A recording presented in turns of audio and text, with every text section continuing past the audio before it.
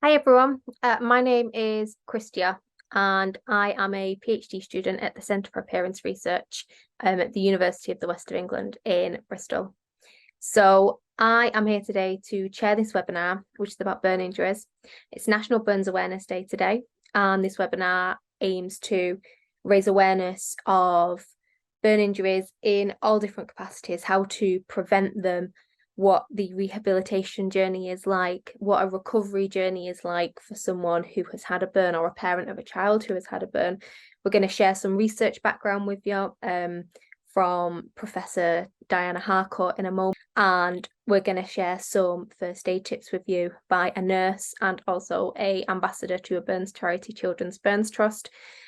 We will also be sharing some safety tips on how best to keep you and your loved ones and your home safe from burn injuries. So we'll also have all the basic information covered. So if I could please invite Professor Diana Harcourt from the Centre for Appearance Research, and we're going to spend a few minutes talking about the research background of burn injuries. So hi, how are you doing today? Hi, Christia, I'm good. Thanks very much. How are you? Yes, good, thank you. So Di is also my supervisor. All PhDs have a supervisor, so she has helped me tremendously with all of the research that I've done as well. So if I can start by asking you, Di, what impact can burns have on those who sustain a burn injury? Good question, Christia. We've got a whole host of research evidence these days that shows that having a burn injury can have a very extensive and enduring impact on those who are affected, but the impact varies widely. Obviously, there's managing the stress of the actual burn injury itself, and some people, unfortunately, will go on to develop post-traumatic stress. There's coping with pain of the burn injury, and then the burden of treatment, such as dressing changes, can be really difficult for some people. There can be a physical impact that can include itch, a movement might be restricted, and some people there may be scars after a burn. And that can have consequences because people could be adjusting to an altered appearance. And when somebody looks different, we know that a real challenge can be managing other people's reactions to them, wanting to know what happened to them, why do they look like this, what's their story. And telling your story again and again can be really stressful and not something that people necessarily want to do. So managing concerns around social interactions, whether people are going to stare or ask questions or comments on a day-to-day basis, can be really difficult. And situations in which people think that other people will be particularly taking notice of them and judging them can be very difficult. For example, if somebody's going for a job interview after a burn, or starting a new relationship, can be really challenging and stressful. And if somebody's away from work or from school but while their burn is being treated, that can be really difficult going back to work or school afterwards. And in terms of a psychological impact, we know from the literature that people report feelings of anxiety, sometimes depressive symptoms. For some people, feelings of guilt or grief, on top of, for example, body image issues, appearance concerns. So there can be a whole host of things that people are having to manage. And it's also important to recognise that it's not just the person who had the burn themselves that is affected.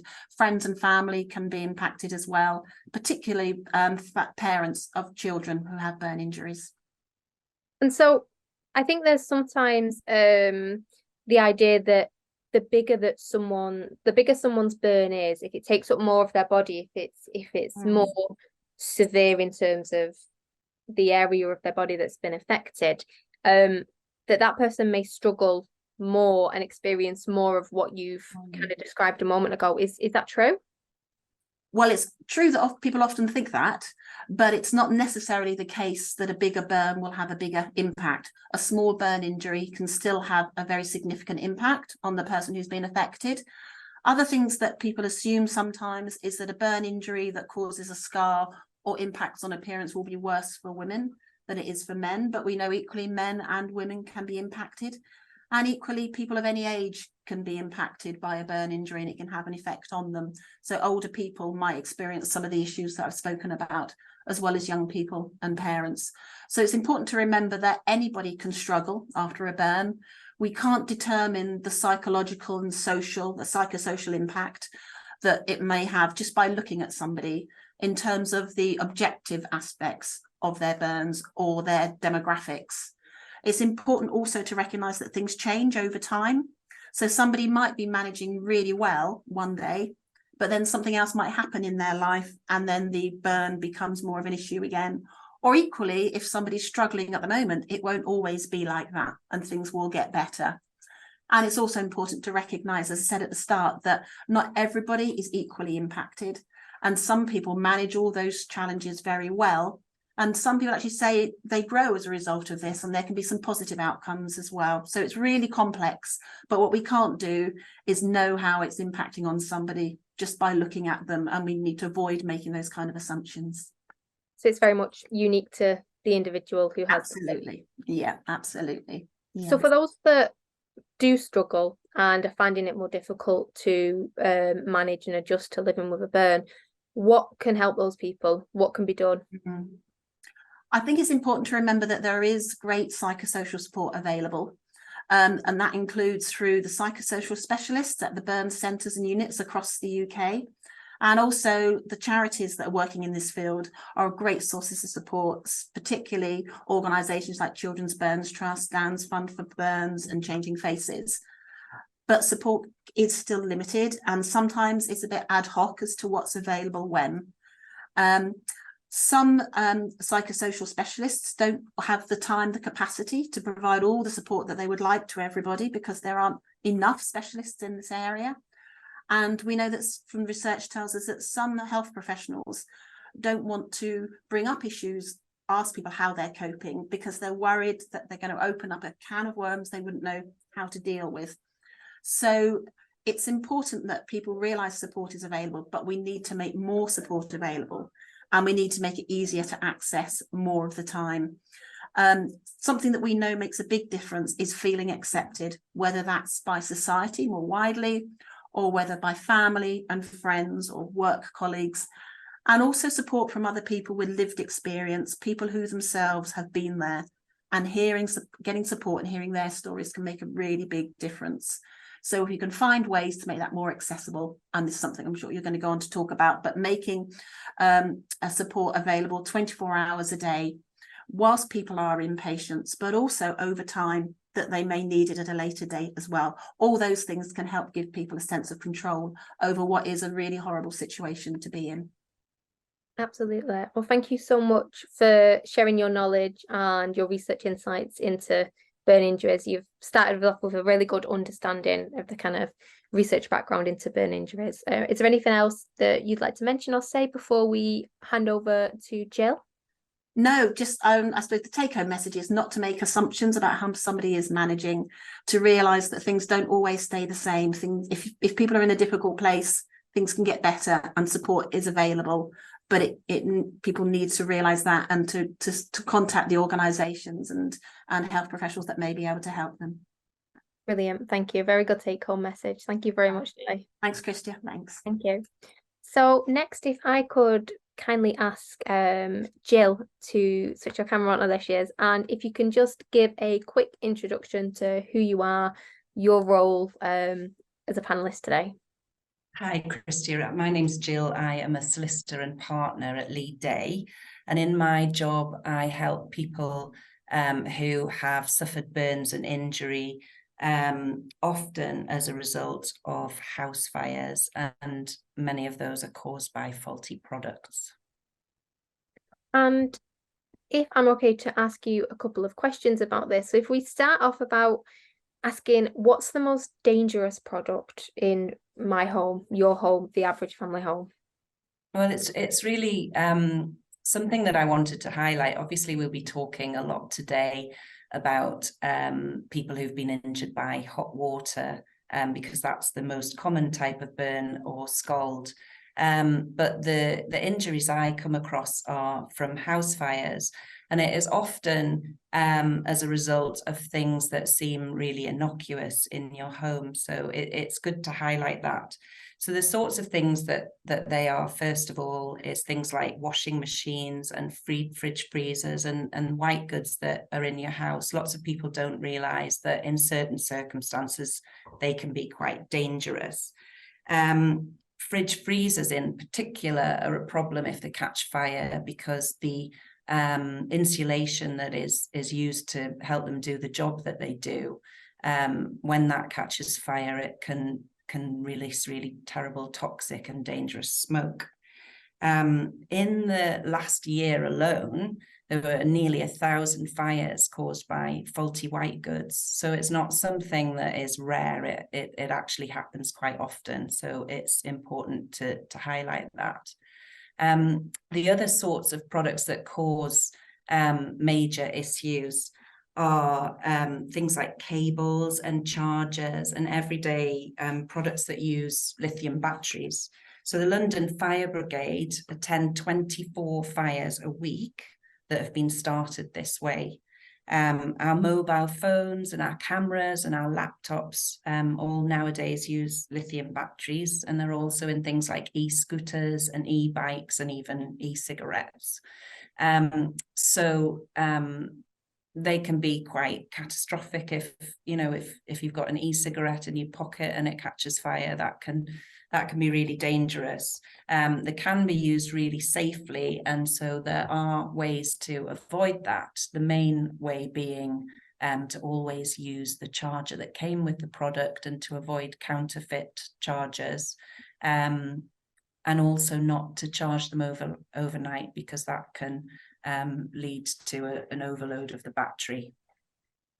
And so if we take chargers, for example, how can an average person, how can I tell the difference between a counterfeit charger, for example, and the real thing, so that I know I'm using the real safest thing? Well, unfortunately, most of the time you actually can't. Counterfeits nowadays are so sophisticated that they will look exactly the same and they will weigh the same, and even manufacturers can often find it difficult to work out which is their product and which is the counterfeit. So it's really important in those circumstances that you make sure that you use the product, the battery or the charger that the product came with. Or if you need to buy a spare or a replacement, that you buy it from a reputable store or from the manufacturer itself. The danger of the counterfeit products is that they just haven't been tested, and so they haven't gone through the sort of safety rigors that a manufacturer's own product will go through. So it's just really important to be careful of that. So as well as making sure that I'm buying products that are safe by going to the manufacturer, for example, what else can I do? Can other people do to keep myself safe, to keep my family and my home safe? So there's lots of things that you can do, and all of them are free, which is great. So the first thing is, if you're thinking about buying a new product like a washing machine or something like that, to do some research online first of all and check whether there are any problems with it or it's been recalled or anything like that. There is a government website with a product recall database attached to it, which you can find on the gov.uk product recall site. And there's also a charity called Electrical Safety First, who've got loads of information on their website that can help people. And they've got a database as well. So that's the first thing. The second thing is, once you've bought your product, it's wise to register it. So you can either do that with the manufacturer themselves, or there is a website called Register My Appliance, catchy name. And you can register new products on there, and you can also register secondhand products. So that's really good if you're trying to save cost.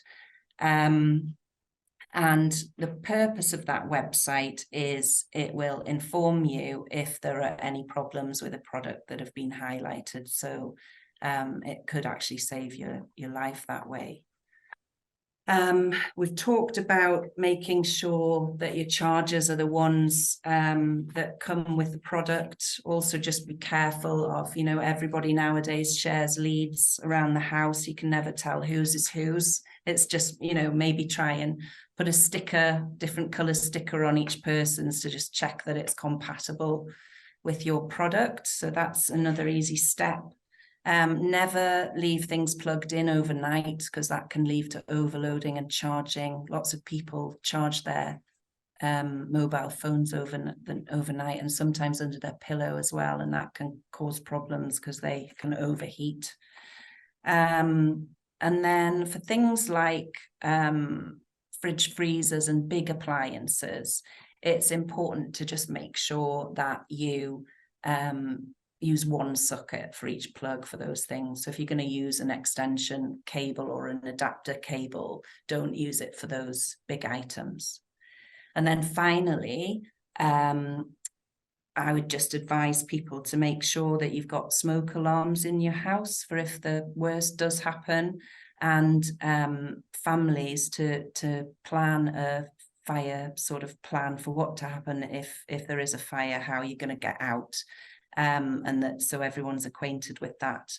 And you can get help with that. You can get free help from your local fire brigade. They can do home safety visits to help with smoke alarms and also to help with escape plans. So there's lots of information out there for people to access. Amazing. Thank you so much. That's really helpful, actionable advice that, you know, we can all take today. We can all go and register any appliances that aren't currently registered on the sites you gave as well. So to summarize, what's your take-home message? I think just think about things before taking action. It's obviously really easy. We're all busy doing things, you know. I often use somebody else's cable in my house or leave things charging overnight, and it's just to take a stop and think about it, and you could prevent something terrible happening. Well, thank you very much. Thank you very much for sharing your expertise. And like I said, very actionable steps that I feel like I'll go away and do after this webinar if I've not done them already. So thank you very much. Thank you. If now I could ask Sue, please, to switch your camera on so I can ask you some questions about a nurse's perspective and the perspective of someone who's an ambassador for Children's Burns Trust. Hi, how are you doing? Hi there, I'm good, thank you. How are you? Good, thank you. So if I could start by asking you to say a little bit about your roles. Yeah, sure. So I'm a senior nurse in a regional burn service. So my day job is to look after children and adults and their families who have had significant burn injuries and need to stay in hospital. So my role is to look after them clinically throughout their journey, and it can be a long and complex one, as we've talked about. But alongside that, I am also an ambassador for the Children's Burns Trust, which is a small national charity. And one of their main focuses is around burn prevention, and that's something that's also very close to my heart, something I'm very passionate in. So I support them in their mission as well. So if I can start by asking you about what are some of the most common burn injuries that happen, and can you prevent them? Absolutely. So one of the things that we see most of the time is that we see maybe 2 to 4 children admitted to our burn service every day is with a hot drink scald, particularly the toddlers. They are much quicker and much taller than you ever give them credit for. And before you know it, they've reached up and they've managed to get hold of a hot drink and pulled it down onto themselves. And even a very small cup or mug of hot fluid can really do an awful lot of damage to a child. And we see across the UK 30 children a day admitted to hospital with scalds, mostly from things like hot drinks. It happens with adults as well. The kitchen is a very dangerous place. To try and avoid these things, we would absolutely recommend try to put your hot drinks as high up as you can out of the way. Remember that children can climb. They're very clever. They can do things like use the handles in the kitchen to climb up the drawers and onto the work surface. So keeping hot drinks out of the way. We also see injuries with pans where pans of hot fluid are pulled off the hob by children or knocked off the hob by adults. So try to use your back hobs where you can, and try to keep the handle away so that it's not leaning forward so children can drop over. As Chris just said, one of the very common things we see is people putting their hands on hot hobs. They do stay hot a really long time, longer than you think. They can stay hot and they can still burn 20 to 30 minutes after they've been turned off. So it's really tempting to have children in your arms whilst you're cooking, particularly little ones, because they're miserable, they're hungry, and you're trying to get on, and you know, in a busy household, and you've got them tucked under your arm, and then it's very easy for accidents to happen. They're under your feet when you're in the kitchen, you turn around and they're just there. So, you know, if you can make a family rule to not have children in the kitchen or dogs in the kitchen whilst you're cooking, put them behind a stair gate so you can still talk to them, you can still see them, you can still reassure them, but they're not right under your feet.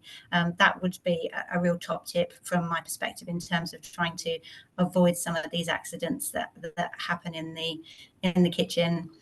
From an adult's perspective, hot oil, we see a lot of hot oil scalds. Try not to let your oil boil over and get too hot. It can burn actually deeper than hot water and cause some really nasty injuries. Actually, one of the things we've seen really increase because of, I guess, because of cost of living crisis, is that we've seen a 45% increase in children sustaining hot water bottle injuries this year compared to last year, and the Children's Burns Trust have just released those figures today. And we've also seen a 19% increase in the adults and elderly with hot water bottles. It's a real hot topic at the moment, excuse the pun, because I guess people are not so much heating their homes as heating themselves at the moment because of the cost of living crisis. And one of the ways of keeping yourself safe around hot water bottles, and most people don't realise this, is that actually there is an expiry date on a hot water bottle. It's a little flower shape, and it's usually by the neck of the hot water bottle. And if you check that, it will give you an idea as to when the hot water bottle rubber might be starting to perish. And you should really change them about every 2 years, because rubber does degrade over time, and then you end up with splits in the hot water bottle. And that's when often when people get their injuries, they snuggle up in bed with them. We've seen a huge increase. The market has been flooded with all these wonderful shapes and sizes of hot water bottles now, big long body ones you can snuggle up with in bed, and they can be really dangerous if they split and the hot fluid goes all over you. Also, just not filling them with freshly boiled kettle water. Most people tend to boil the kettle, pour it straight into the hot water bottle. And what you end up with is a buildup of steam, which inflates the hot water bottle and it can burst. Or the hot water bottle becomes superheated and then it splits. So we always recommend that you don't use freshly boiled kettle water in your hot water bottle. And as I say, check the expiry on them, change them every couple of years, and maybe consider using an alternative. There are other things out there, like, for instance, wheat bags, which go in the microwave. Now, they can get super hot as well, so they're not the safest, but they are an alternative to using a hot water bottle. So yes, see lots and lots of injuries. Hair straighteners, just remember they stay hot for a really long time. So do irons. We see a lot of contact burns. There's huge amounts of hazards around the house, and it's really just stopping to think for a moment and making sure you put some safety features in place. And in the event that someone did sustain a burn injury and you had to apply first aid, or you were living with someone and they sustained a burn and you were the one that was applying the first aid, what would you do? And is there anything you specifically wouldn't do? So yes, so quite simply, there's something called cool, call and cover, which basically means cool the burn. So really important, as Chris said earlier, 20 minutes, the gold standard is 20 minutes of cool running water.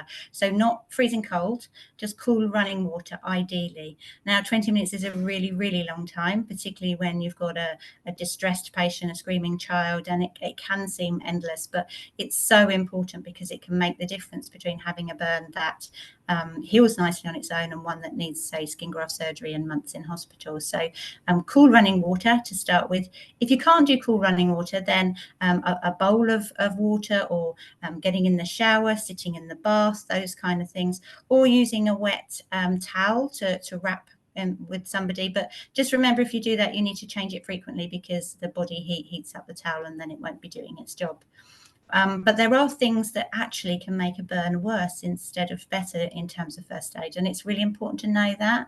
So, for instance, some people feel that it's a good idea to put ice on a burn, and it's absolutely not. Ice actually can make a burn go deeper, so definitely no ice.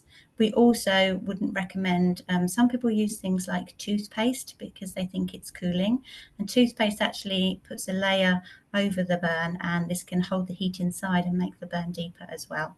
It's also very uncomfortable then to clean it off when we need to assess the burn.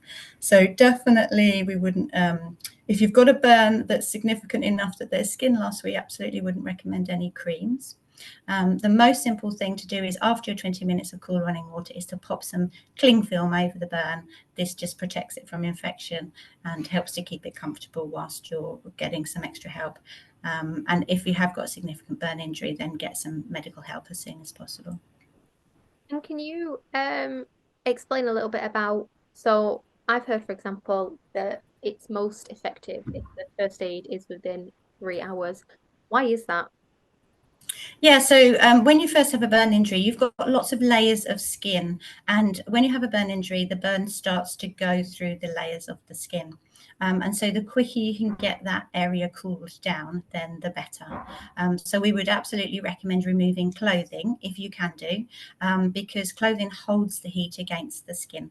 And what you're really wanting to do with your first aid is slow that heat process down, and really up to 3 hours after the burn injury, it can the heat process can still be happening. So don't think just because you haven't done it straight away that you've missed your opportunity, because even a little bit is better than nothing at all. And as soon as you can get, so you might be out somewhere where you just haven't got access to any water or anything at all. As soon as you can source it, then absolutely still do your first aid, because it could still have an effect. It's definitely still worth it. Could make the difference between needing to have a hospital admission, needing to stay in hospital, needing an operation, or not. So what would your take-home message be to everyone that's here listening today? So accidents happen. They happen in front of your eyes. We can't always avoid them as much as we might try. We might have good intentions. So stay calm, know your first aid, and get that bit right and get some help. And most people who have burn injuries actually do heal really well and do well. Thank you so much. That was incredibly informative. I think we've all learned something new, and something that we can take forward into the future in the instance that we do sustain a burn, someone we love sustains a burn. So thank you so much, Sue. No problem. Thank you very much. I am now going to speak a little bit about my role as a researcher in burn injuries. So I'm going to share my screen, and I am going to present a little presentation about an intervention that I have created alongside other researchers, my supervision team, which aims to help people affected by burn injuries. So I'll just be 2 seconds. Hopefully we can see this. Okay, participants can now see your screen. Excellent. So if I start off by giving a little bit of a more in-depth introduction. So I am studying at the Centre for Appearance Research, and my PhD explores online support for people affected by burn injuries. So the most recent research study that I've done created a new online intervention for people affected by burns on Health Talk. Now, Health Talk is a site that was developed in 2001. Sorry, I'm trying to move this up. Right, there we go. 2001, by 2 doctors, and it was created when 2 doctors were affected by cancer, and they tried to find support based on other people's experiences who had cancer, trying to learn from other people's experiences, and there wasn't anything there. So they created Health Talk, and it provides audio and video clips of people with real life experiences of a variety of health conditions, such as alopecia, asthma, depression, cancer. So it's really there to aid and promote understanding based off other people's experiences, to kind of help that feeling of, I'm not alone, there's someone else out there in the world that has this condition or has this illness. And so I wanted to replicate that with burn injuries specifically. So the Health Talk Burn site, in total, there are over 180 interview clips on the website, and topics are varied. They start with how the burn injury happened. They can include treatment, rehabilitation, relationships, daily life, finances, impact on work and education, parenting with a burn, growing up with a burn. It basically encompasses anything that is was relevant in the people that I spoke to who had burns, what was significant in their lives because of the burn injury.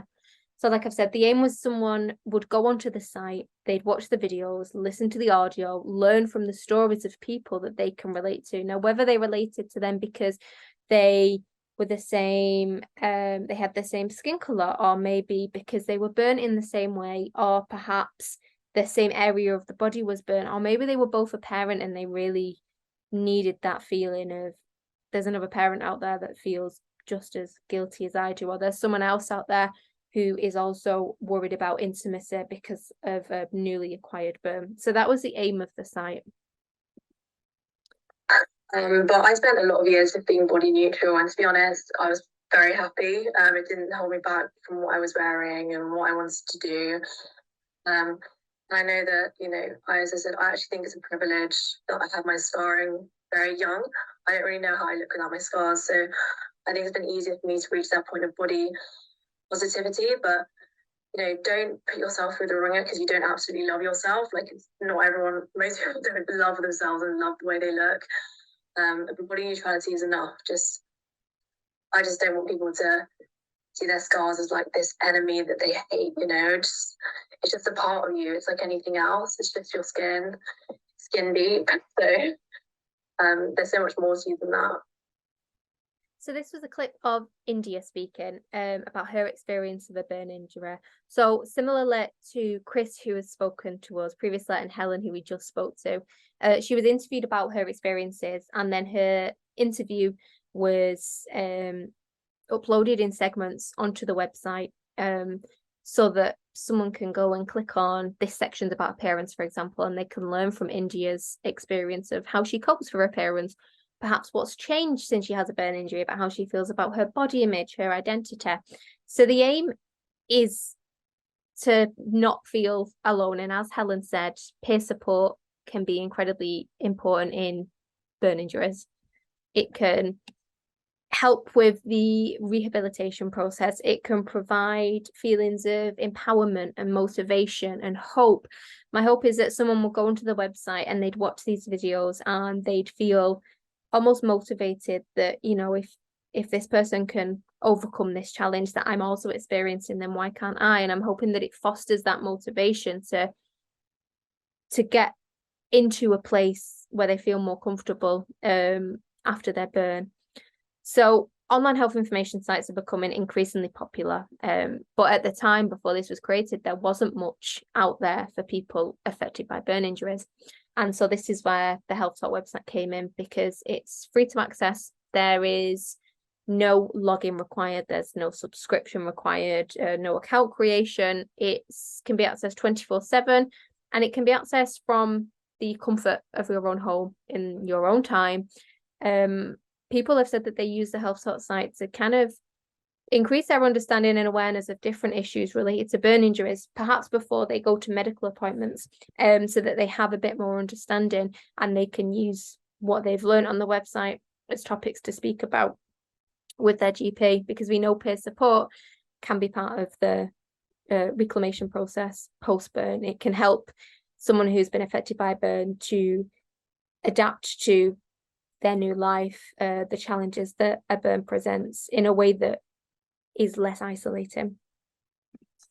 And I would just like to end this webinar by saying thank you so much to all of our panelists for taking the time to speak to us today, for sharing your experiences, your openness, your honesty, for those of you who have shared your professional experience and your knowledge of burn injuries and product safety.